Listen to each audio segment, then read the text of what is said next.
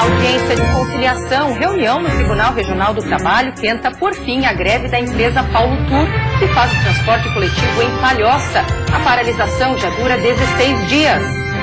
Força-tarefa, a FBI se junta à polícia catarinense para ajudar nas investigações do caso Emily. A menina que desapareceu em 2014 na cidade de Jaraguá do Sul pode ter morrido nos Estados Unidos. Um corpo com as mesmas características foi encontrado naquele país. Na contramão da crise, no meio-oeste, um posto do Cine está se destacando no cenário. Cresce. Na região de Joaçaba, 600 oportunidades de trabalho foram criadas no primeiro semestre deste ano.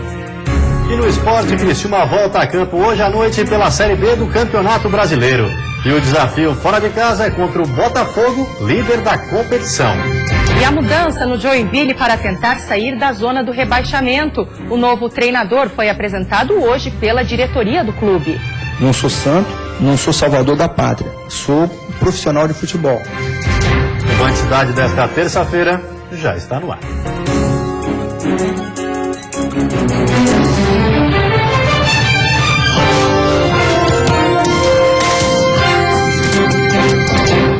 Olá, boa noite. Boa noite. O caso da menina Emily desaparecida há mais de um ano em Jaraguá do Sul ganha um novo capítulo. Um investigador norte-americano vem a Santa Catarina e coleta amanhã amostras de DNA da mãe da menina. Existe a suspeita de que um corpo encontrado nos Estados Unidos seja o da criança.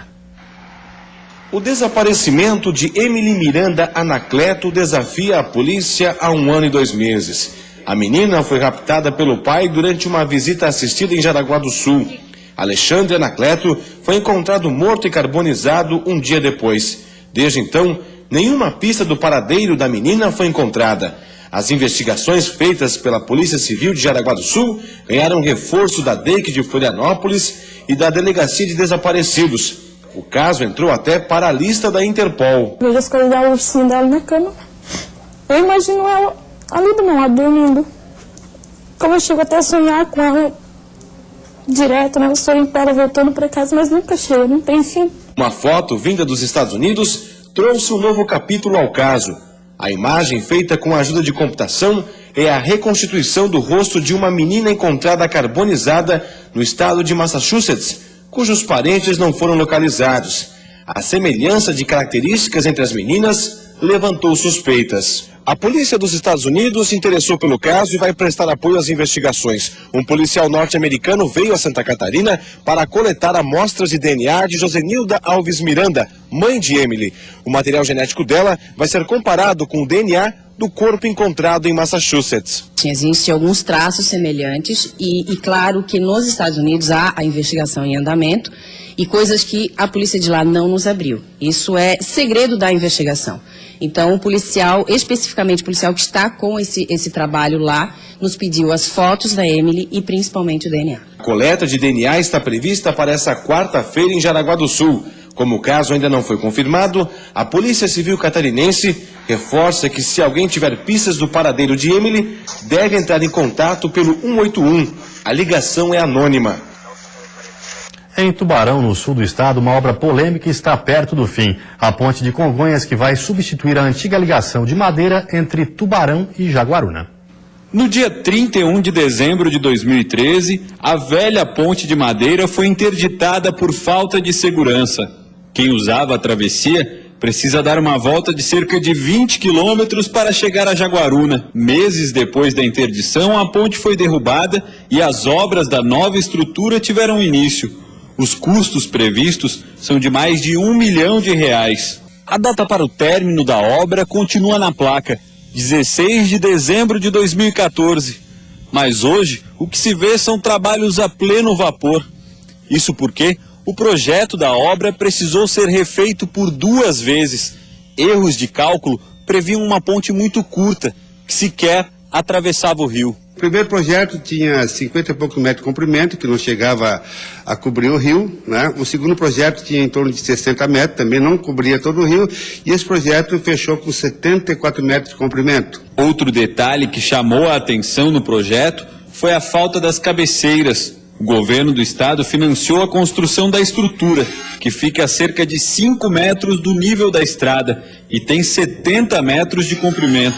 Ficou definido então que as prefeituras seriam responsáveis pelos acessos, de um lado Tubarão, do outro Jaguaruna. A SLR de Tubarão, ela tinha um valor X, né, para poder utilizar em obra do município. Então, utilizou o máximo que podia usar na época. O projeto foi feito às pressas, esqueceu-se de fazer o projeto das cabeceiras. No lado de Jaguaruna, os trabalhos estão avançados. Falta pouco mais de 1 metro para o acesso atingir o nível da ponte. Já do lado que pertence a Tubarão, a obra nem começou e custará quase R$100 mil. Mesmo assim, a nova previsão do governo do estado é bastante otimista. A gente acredita aí que em 30, 45 dias a ponte vai estar apta ao tráfego de veículos e de pessoas. A seguir, praias limpas. Univale vai coordenar projeto pioneiro de monitoramento da costa brasileira. E ainda Djalma Berger e Cláudio Vinhati foram empossados hoje à frente da presidência e da direção financeira da Eletrosul.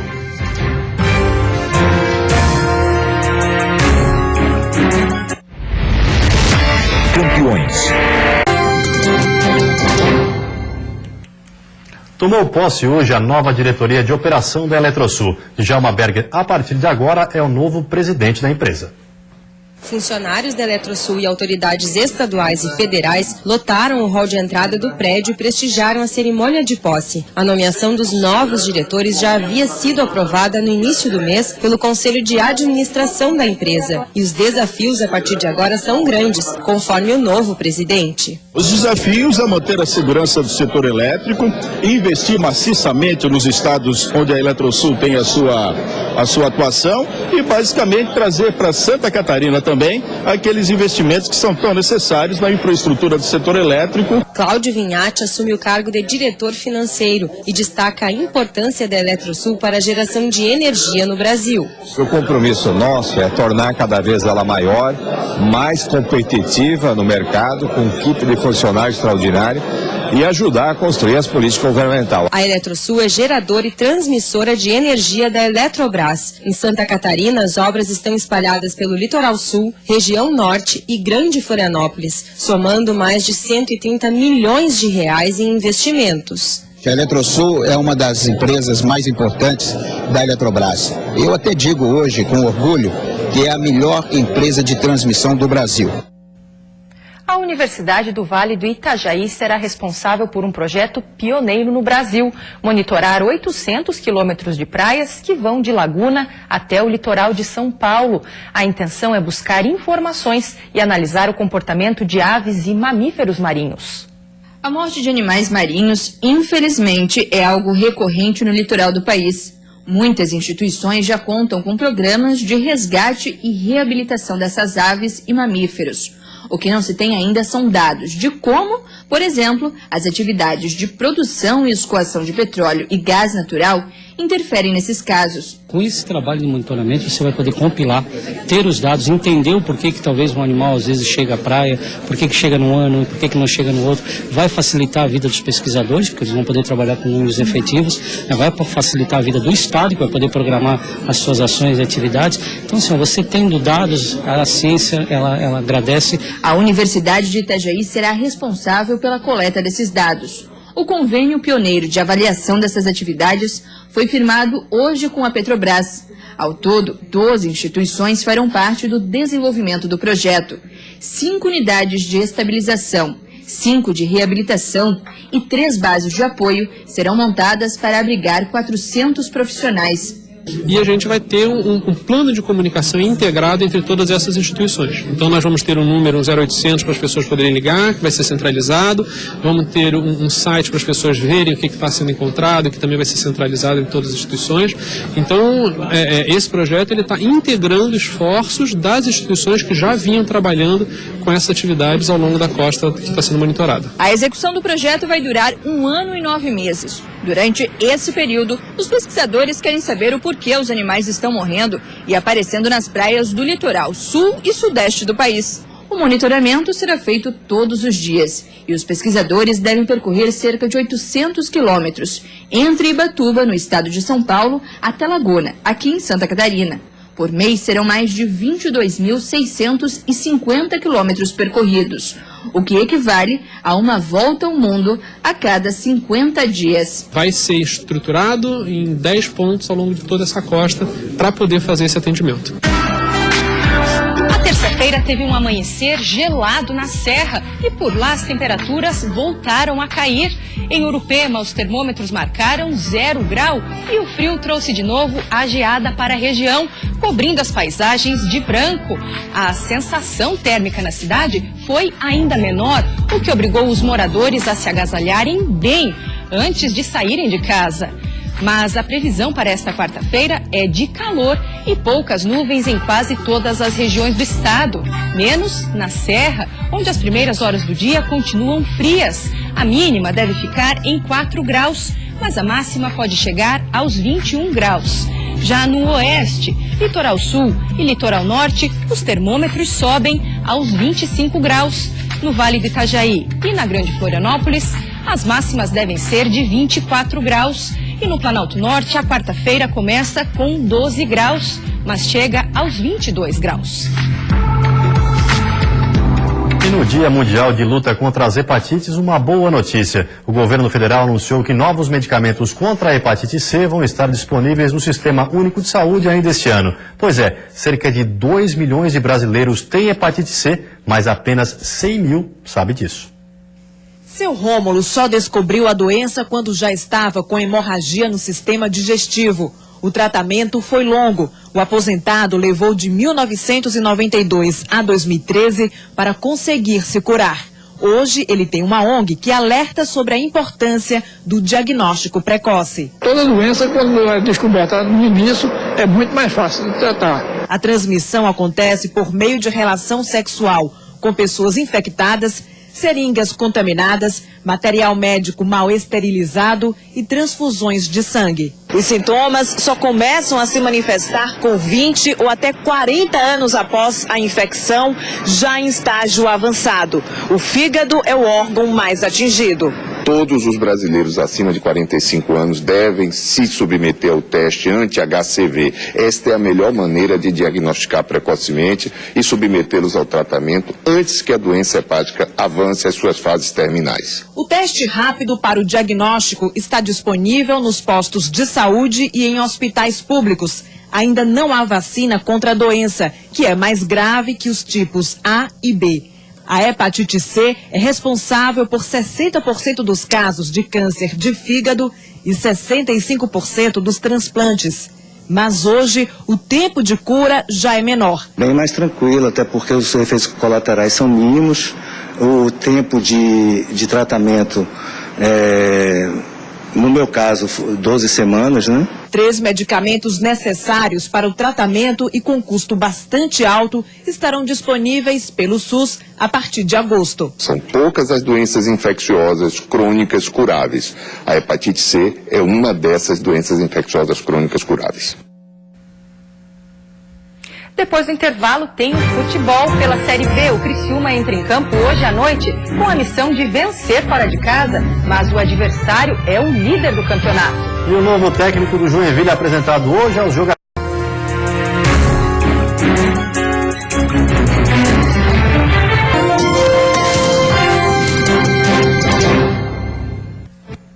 Futebol. O Criciúma entra em campo hoje à noite às 9h50 para enfrentar o líder Botafogo no Rio de Janeiro. E a missão é conseguir um resultado positivo.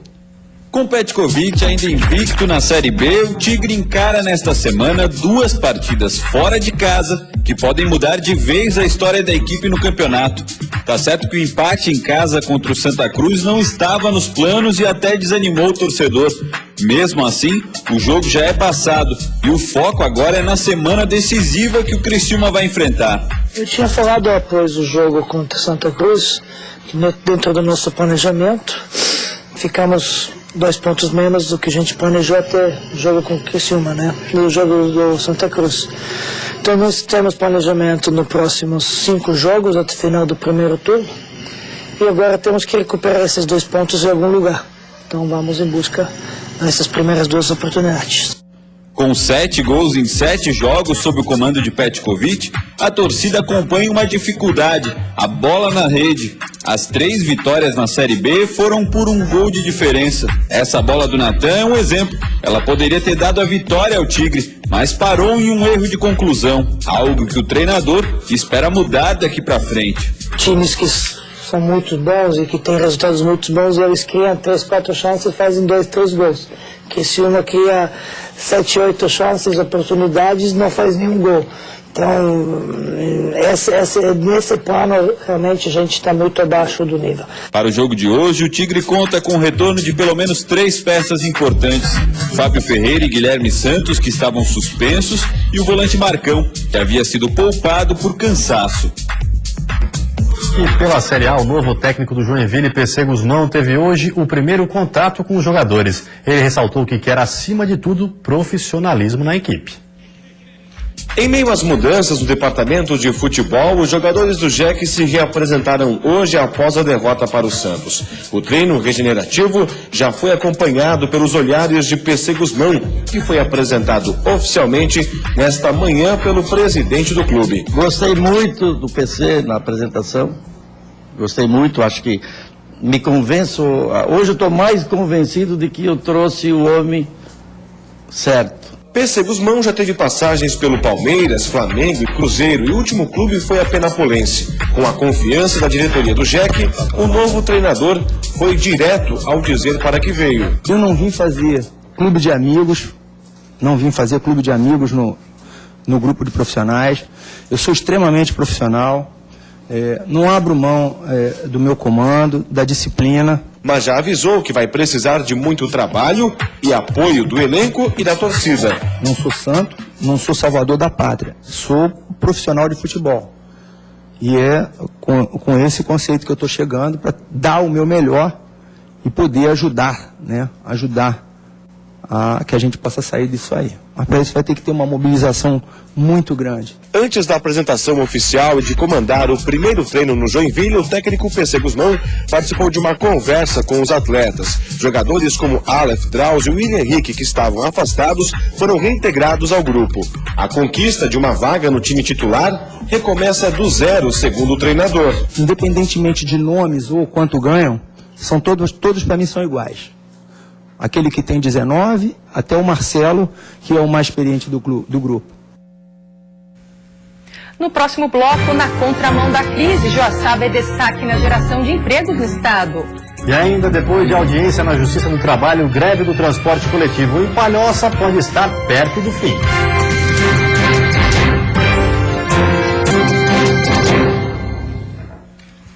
Na contramão da crise no meio oeste, um posto do Cine está se destacando no cenário estadual. Enquanto em outros municípios o desemprego cresce, na região de Joaçaba 600 oportunidades de trabalho foram criadas no primeiro semestre desse ano. O posto do Cine em Joaçaba atende em média 100 pessoas diariamente, de 13 municípios da região.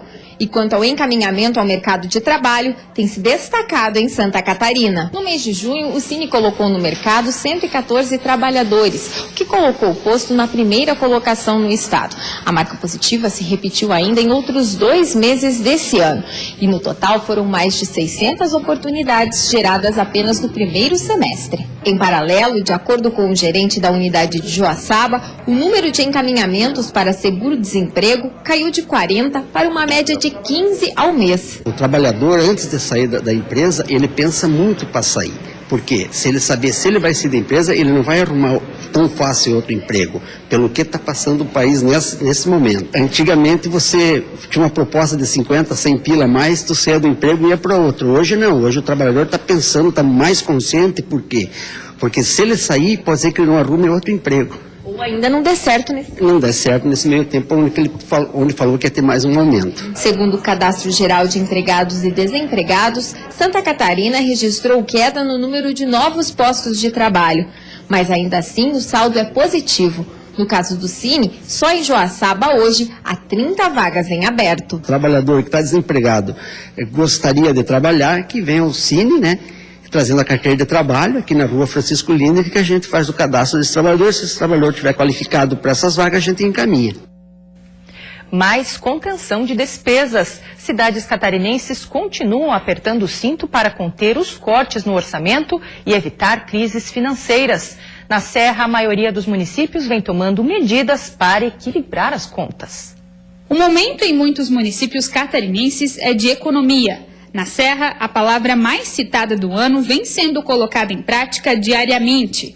Pelo levantamento da Associação dos Municípios da Região Serrana, a diminuição de repasses do governo federal aos municípios fez com que a maioria das prefeituras tivesse que conter as despesas para equilibrar o orçamento. Redução da jornada de trabalho, redução de horas extras, também nos salários. Então, cada município tem a sua particularidade, né? Cada município, conforme é a sua realidade, é a redução. Em Lages, a situação não é diferente. Apesar de ser o maior município da região, os cortes nos gastos têm sido frequentes. Servidores já foram demitidos e os custos também foram reduzidos. E agora mais uma medida será tomada. A partir da semana que vem, as portas da Prefeitura e das secretarias só estarão abertas no período da tarde. O secretário de Administração explica que apenas as secretarias de Educação e Saúde não vão sofrer alterações no horário de trabalho. Já as demais terão um período de funcionamento reduzido para economizar. Combustível, manutenção da frota, peças, serviço de impressão, vale transporte, né? Economia de energia, água, toda a parte de custeio, né? E também isso acaba cada setor se reorganizando e priorizando os serviços, né? Pelas contas, Lages deve deixar de arrecadar esse ano 12 milhões de reais.